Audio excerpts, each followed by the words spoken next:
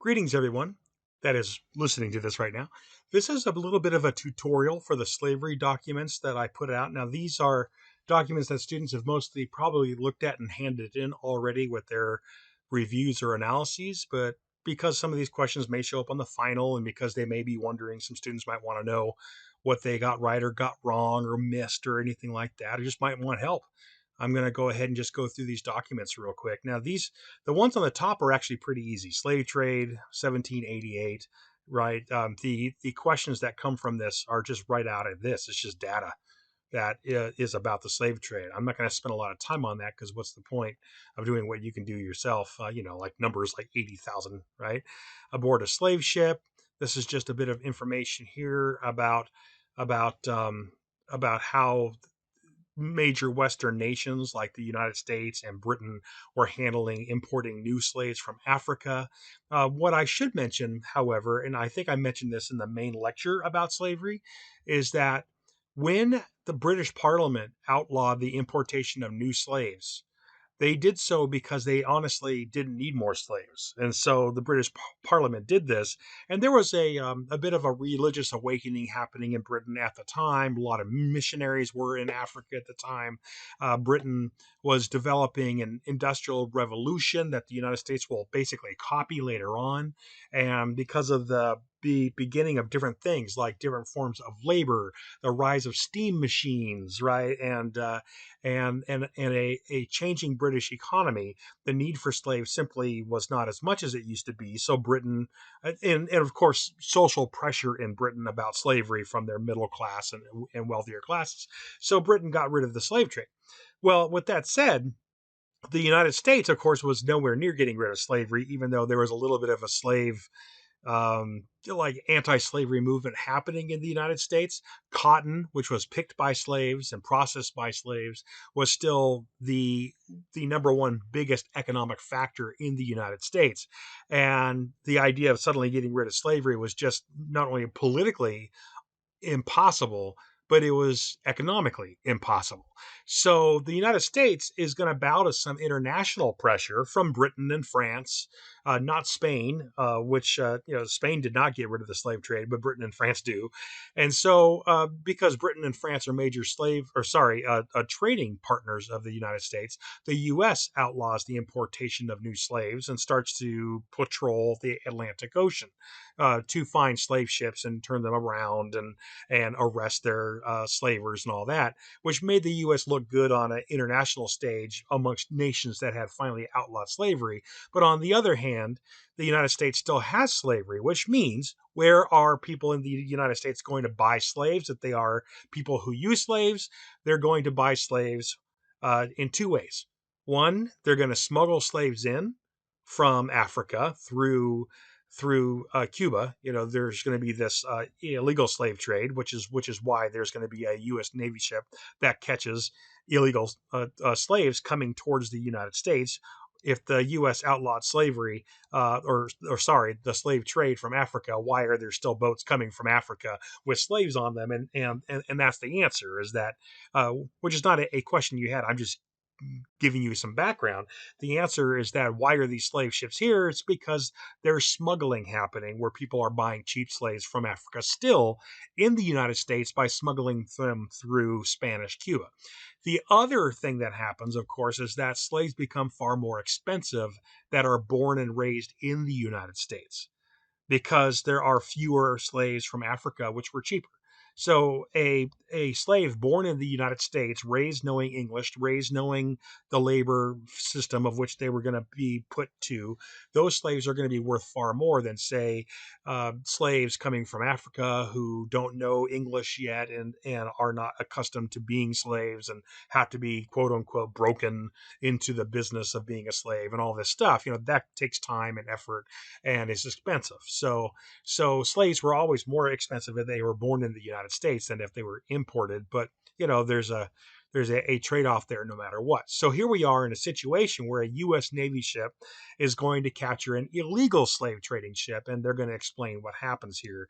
Um, what was it like, for the slaves on board? And you have to kind of guess your way through this because they don't have a voice. But the U.S. Navy officer writes down what he saw, And what he sees is some pretty awful stuff. And so you just asked to basically try to figure out what all this means. Okay. Uh, I'm going to keep going here. And obviously, he's explaining something pretty awful when it comes to space, as far as how slaves were shoved together and how bad things were. You can figure this part out on your own. I'm not too worried about that.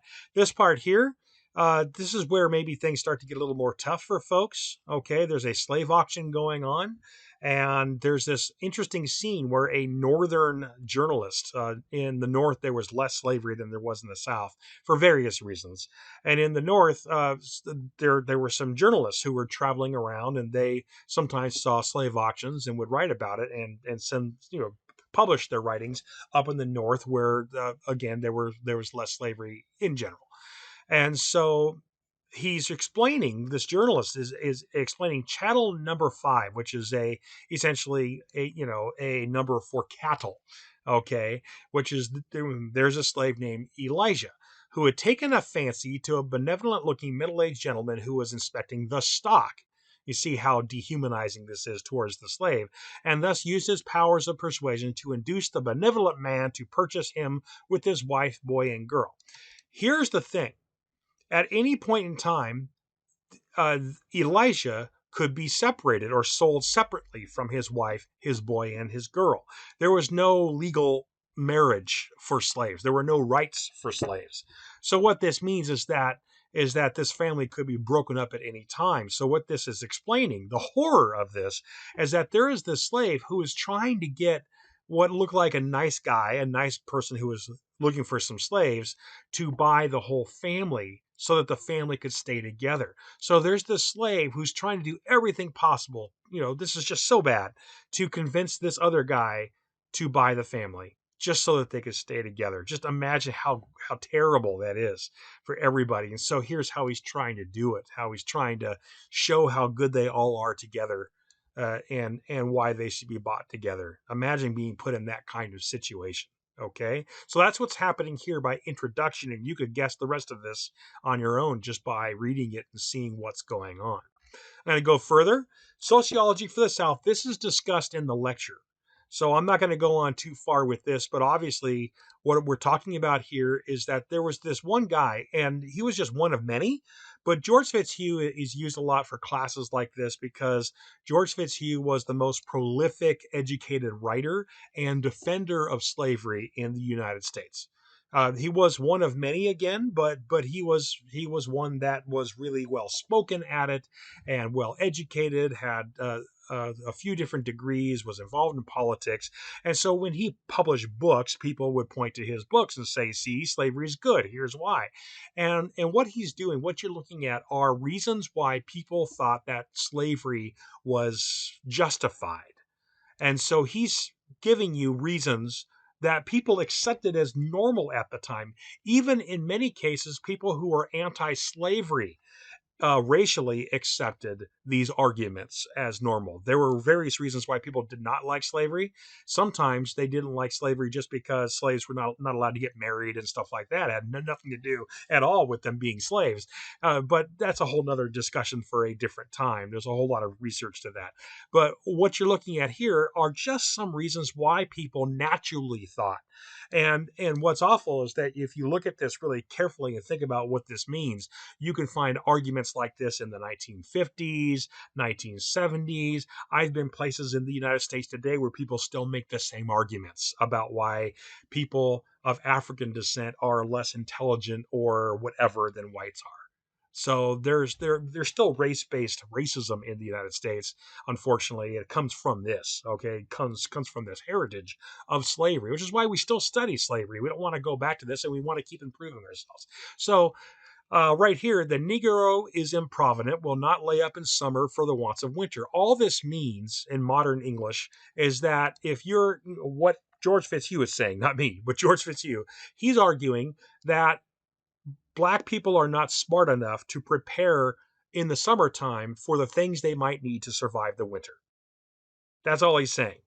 So, because of this, we will need to, it's better for them to be slaves because then the slave owners take care of them. They're basically too dumb to take care of themselves. Right here, he says the slave would become an insufferable burden to society because of this, basically a welfare state. So therefore, the United States is best to enslave black people and therefore take care of them and keep them alive and also make use of them. Right? This is a terrible and stupid argument, but it was common in the 1800s, extremely common. Okay. He goes on, and this is just excerpts from a giant book he wrote. He wrote a lot of books like this that were basically the Bibles of justification as to why slavery was okay.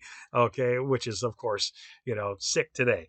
In the last place, the Negro race is inferior to the white race. So obviously he's starting off this particular paragraph with the, you know, African descended people are less good than white people for various reasons. Living in their midst, black people would be far outstripped or outwitted in the chase of free competition, meaning black people are too dumb to be able to work in the business place, and therefore it just would be unfair for them to compete in business. Gradual but certain extermination would be their fate. They'd all die because they're too dumb to survive. We presume the maddest abolitionists, meaning the most, if we put that into modern speech, we presume the most ardent or the most loudly speaking anti-slavery person. All right. Abolitionist always means anti-slavery. It has no other meaning. Okay. It's specifically for people that want to abolish slavery. We presume the maddest abolitionist does not think the Negro's providence of habits and money-making capacity at all to compare with those of the whites. So he's making a very interesting statement. We presume, let me again restate this, we presume that the most ardent anti-slavery proponent does not think that black people are smarter than white people.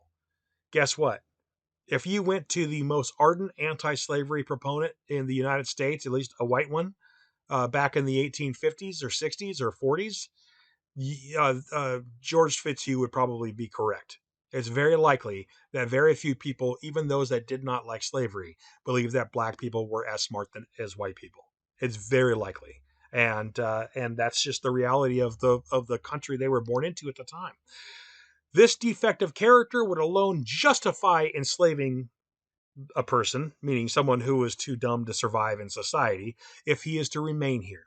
In Africa or the West Indies, he would become an idol worshiper. That's what idolatrous means. A savage and a cannibal, somebody that eats other humans, or be devoured by savages and cannibals. In the North, he would freeze or starve. This is insane stuff, guys. This part, when you read this, I'm pretty sure there were a lot of people who understood that George Fitzhugh was full of crap. But with that said, a lot of people did not think that he was full of crap, because how many people have gone to Africa and seen how African societies work just fine on their own and have much longer than American society has. Okay. It's just that this is the thought process. This thought process will continue. Even poets like Kipling will write about this stuff. All right.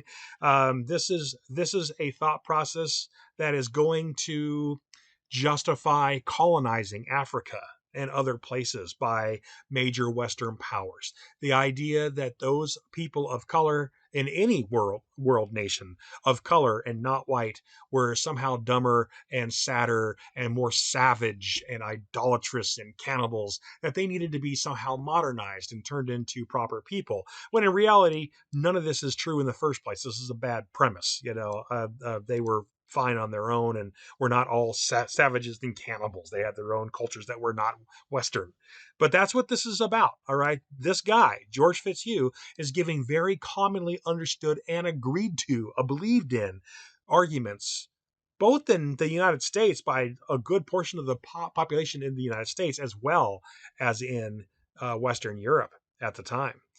And then it keeps on going here, which I think is pretty obvious, right? If it be right to subject children to the authority of parents and guardians, and idiots and lunatics to committees, that means insane asylums, would it not be equally right and incumbent to give free Negroes some masters until they arrive at years of discretion, until they grow up? That's all he's talking about here. If black people are so unable, meaning if you accept all this as being true, right, which would make you one hell of a racist, but if you believe that black people are unable to take care of themselves and are a burden to society and when it would starve to death, then it's our job to take care of them by enslaving them. Okay, but in return they get food and shelter and stuff, right? So that's these are very common arguments. Sociology for the South, why the South has slavery. He never makes the economic argument, which is they make our cotton and therefore our fortunes. He never talks about that. He just makes up a lot of this stuff, which is based on a whole lot of really dumb racist ideals that were very commonly believed throughout the country at the time. Okay, so hopefully, I know that was a bit of a lecture there, but that's what he's talking about. All right, we go on. John Brown's raid. Obviously, you can Google this too, but John Brown, well, it's 1859, 1 year before the Civil War starts. The very year, 1859, there was an election that year in which Lincoln was elected. Okay, John Brown was a radical abolitionist, one of the few that believed that black people needed to be free of slavery no matter what. And he was more likely to be one of those few that believed that black people were as intelligent as white people back in that period of time. Okay. He was an extreme radical for that belief, but he was also an extreme radical because he wanted to start the Civil War.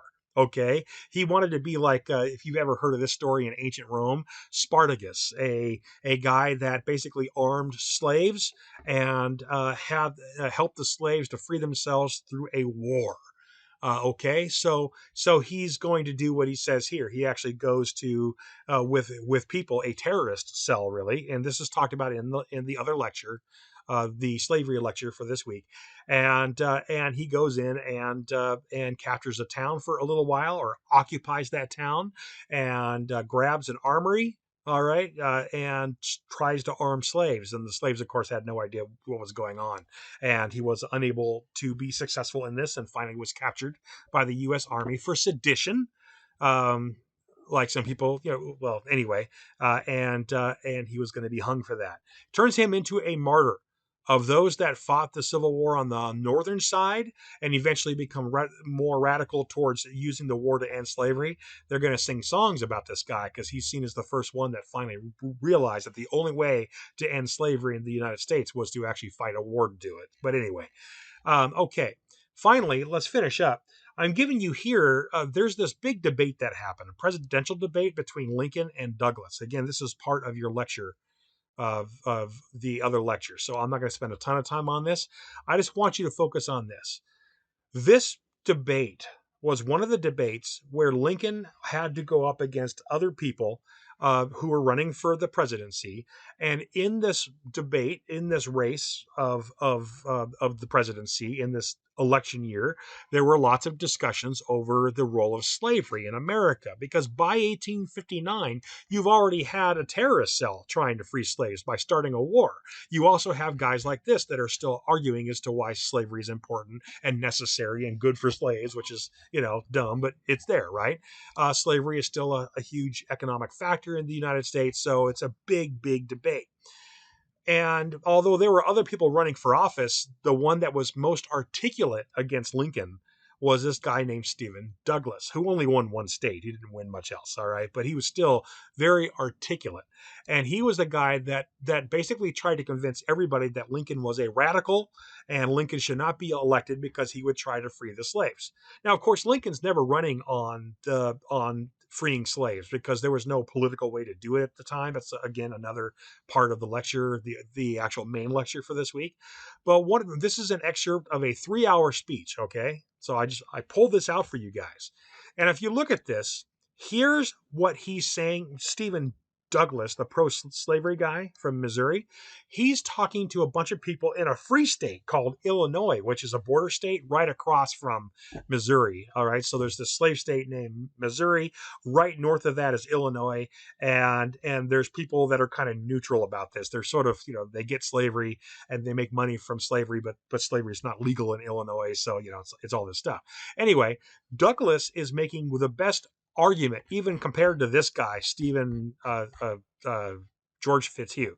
Douglas is making the best argument at the time that he can make, I think, to get people to not vote for Lincoln, and that argument has to do with something that's fascinating. He says to the people of a free state, this is a pro-slavery guy speaking to a free state, are you in favor of conferring upon the Negro the rights and privileges of citizenship? And it shows the racism of the time. And a bunch of people that lived in a free state are saying, no, we do not believe in that. All right. This is their response. No, no. Do you desire to strike out of our state constitution that clause which keeps slaves and free Negroes out of the state and allow free Negroes to flow in? Basically, he's saying, do you want us to change the state constitution to allow Negroes to migrate to our state and move here and live with your families and stuff? And of course, folks are saying no, because even though Illinois was a free state, it was still a state in the United States in the 1850s, right? And it's still very, very much more racist than anything that we're probably used to today, I hope. And that's right. Now he keeps going, though. This is just never. This is my favorite argument of the time to show how people were thinking about ways to convince folks to not vote for Lincoln.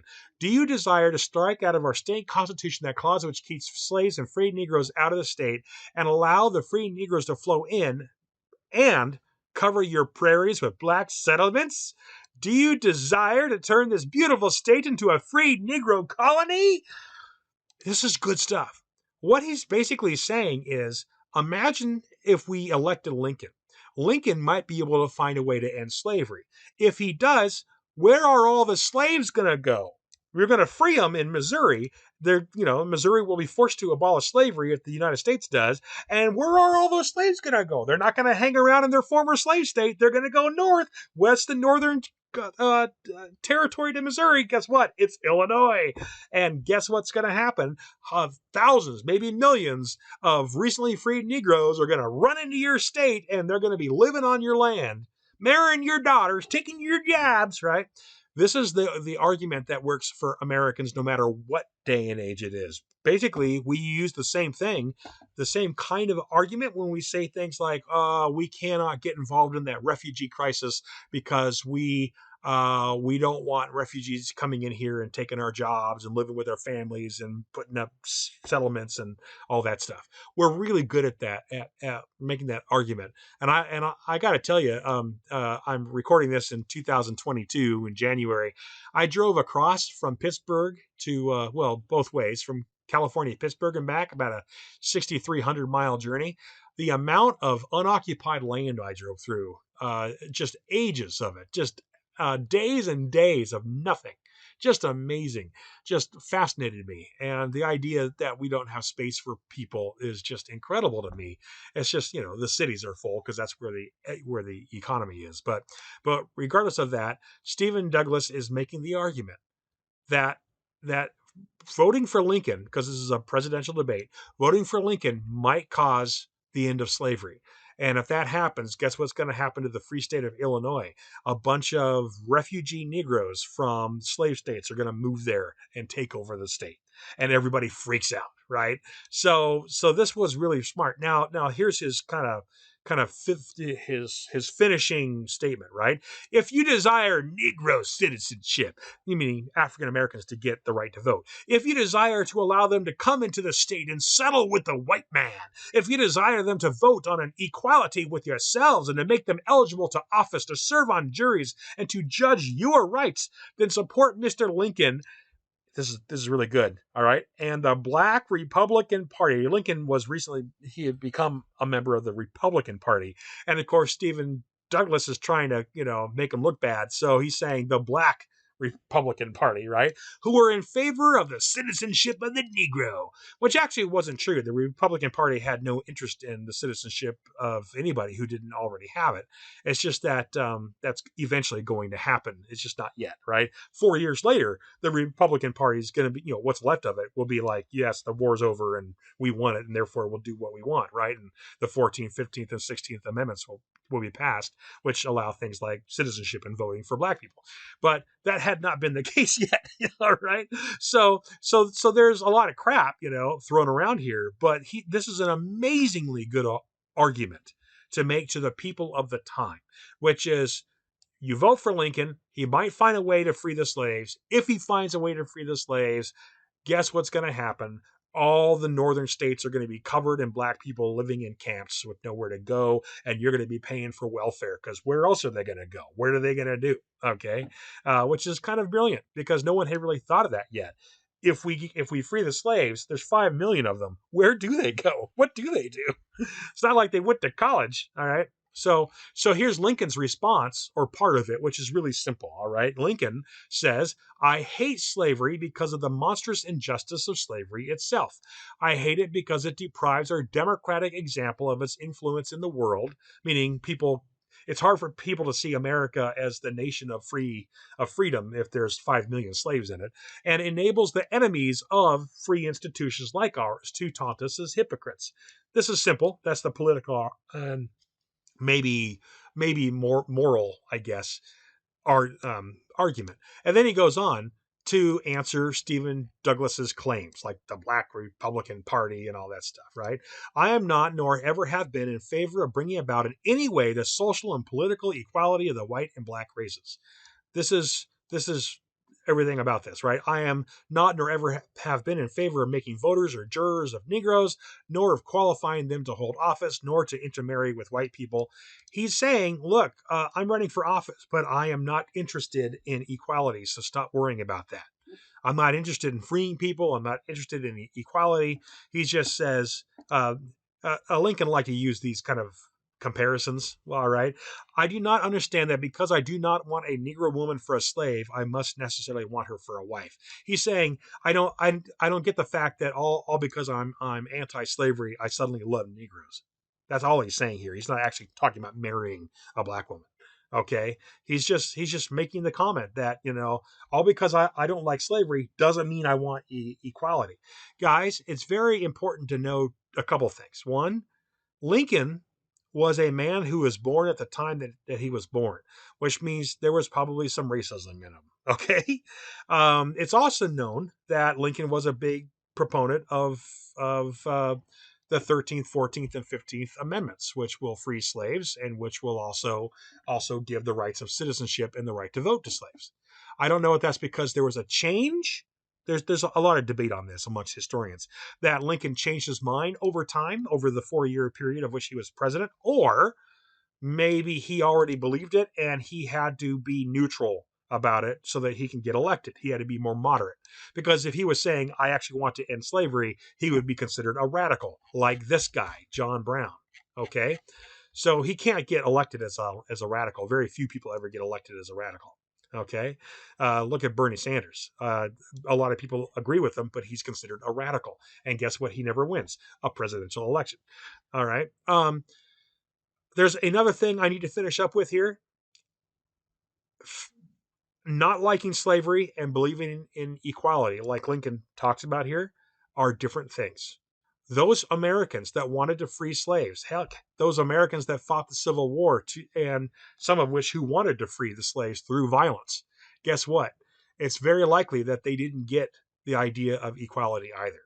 Equality is a whole different thing than slavery. Okay, so if you don't like slavery, it does not necessarily mean that you believe that black people are equal amongst yourselves if you are not black, if you're like white, especially if you live in the 1850s or the 1950s. All right, just as the civil rights movement finally started up 100 years after John Brown's raid, 90 years after the Civil War ends, people of color are going to finally start fighting for equal rights, and they're not going to have achieved it until you get to people like Rosa Parks and Martin Luther King and many more who fought for the right to equality. And that's 100 years later. So again, a lot of people were anti-slavery. Very few people were pro equal rights. Okay, that's just, it takes a long time to get rid of these ideas that were ingrained in the American system that George Fitzhugh, and many others gave us over time. Okay, that's it for this. Hopefully that helped a little bit, probably longer than you would have wanted for a review of documents, but we would have done this in a live class. And so why not do it with you in case it helps? Okay, take care, you guys.